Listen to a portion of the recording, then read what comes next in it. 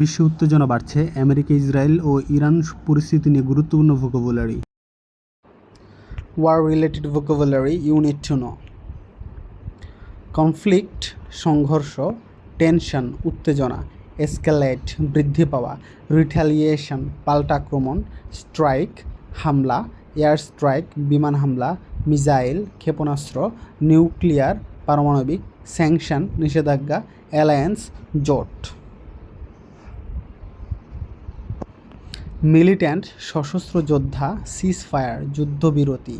এখন যে America, Israel এবং ইরানের মধ্যে সিজ ফায়ার চলছে অর্থাৎ যুদ্ধবিরতি চলছে।